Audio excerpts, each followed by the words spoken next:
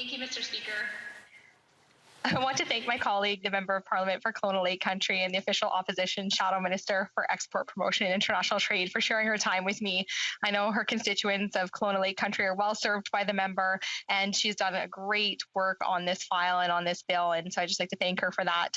So, Mr. Speaker, I rise today virtually as the Shadow Minister for Agriculture and Agri-Food to speak to the importance of maintaining and growing Canada's post-Brexit trading relationship with the United Kingdom as it leaves the European Union and is no longer covered by the Canada-European Comprehensive Economic Trade Agreement, or CETA. So to begin with, the linkages between Canada and the United Kingdom may be obvious, but they're worth pointing out. First and foremost, Her Majesty the Queen is sovereign of both Canada and the United Kingdom, and she's also the head of the Commonwealth of Nations, of which both countries are founding members. Canada's Constitution Act 1867 was originally the British North America Act, an act of Parliament at Westminster. Until the Statute of Westminster in 1931, the United Kingdom led Canada's foreign relations. The former British Empire, of which Canada was part of, was the world's largest trading and customs union. And when he was Prime Minister, the late Right Honourable John Diefenbaker wanted to revive this trading and customs union. So today, Canada's trading relationship with the United Kingdom is among its most important, including in the agricultural sector. According to Industry Canada, in 2019, Canada's overall exports to the UK were valued at $18.9 billion, while imports from the UK were valued at $9.2 billion. So combined, the two-way trade between Canada and the UK in 2019 was valued at over $28 billion. This makes Canada and the UK Canada's fifth largest trading partner. Speaker, in the same year, agriculture and agri-food imports from the UK were valued at more than $404 million. Canada's agriculture and agri-food exports to the UK were valued at more than $344 million. And that included agricultural implements valued at more than $13.4 million and distilleries products valued at more than $3.6 million.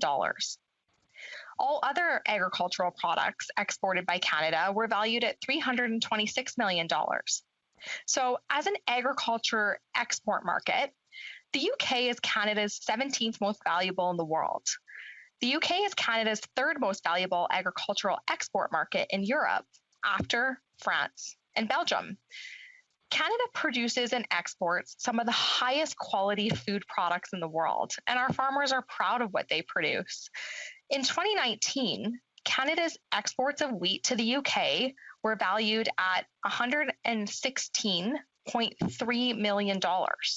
And customers in the UK recognize that Canadian durum wheat is a premium product in the production of flour for bread and semolina for pasta. The demand for other grains, pulse and oilseeds crops, is high because of the virtually unrivaled quality of our Canadian products. Speaker, let me expand upon the ag commodities that we trade the most with the UK. Corn exports totaled $42.8 million. Dry pea and bean exports totaled $104.7 million. Soybean exports were valued at $338 million. Oilseeds, apart from soybeans, totaled $3.2 million.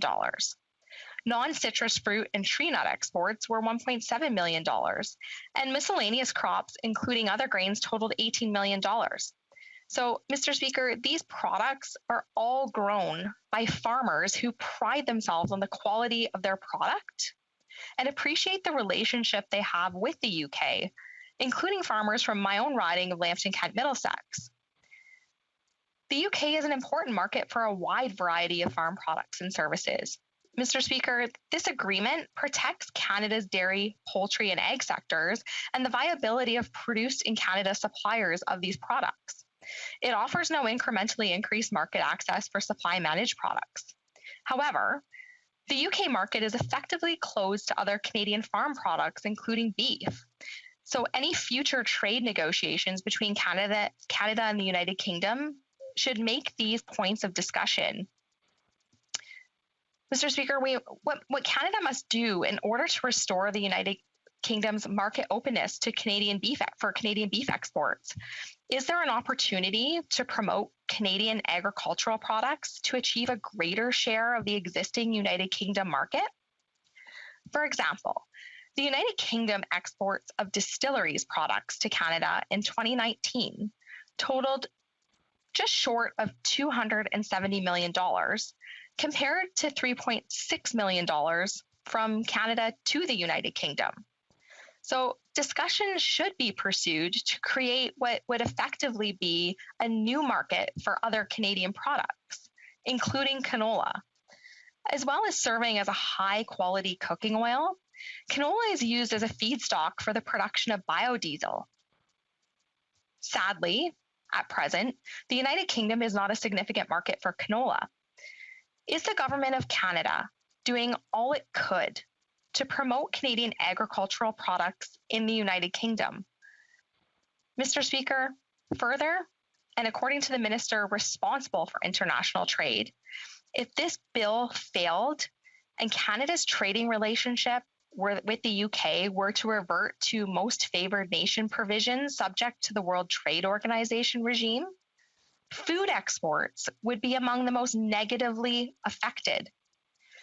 At a time when Canadian producers have seen markets reduced or closed, in fact, to their agricultural products in China and elsewhere around the world, we must keep open and expand all existing markets for Canadian producers.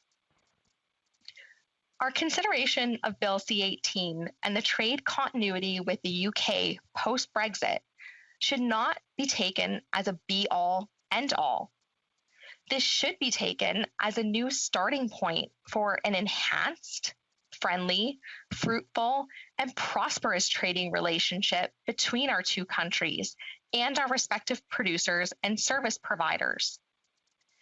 Speaker, I want to turn now to where the performance of this government has fallen short of what Canadians expect.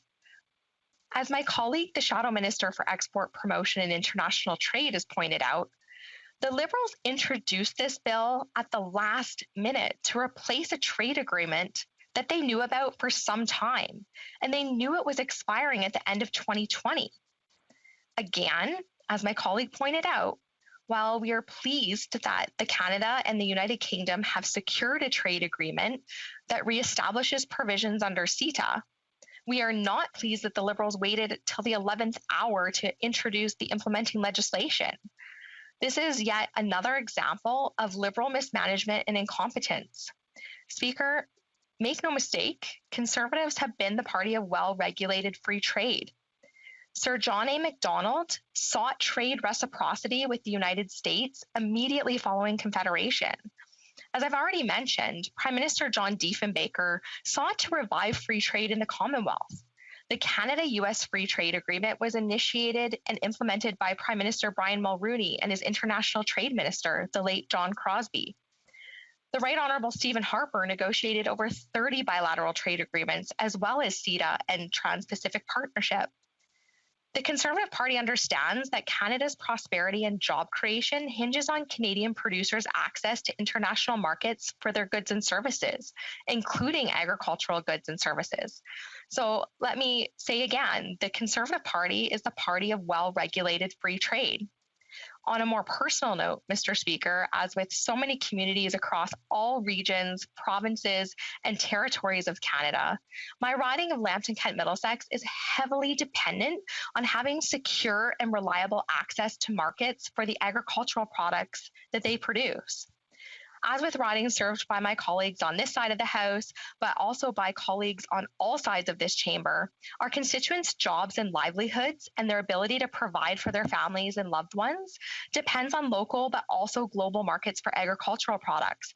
They can't afford to lose any market, including the United Kingdom, as a market for agricultural products. So, Speaker, let me summarize by again pointing out the obvious. Canada's relationship with the United Kingdom is a long and warm one.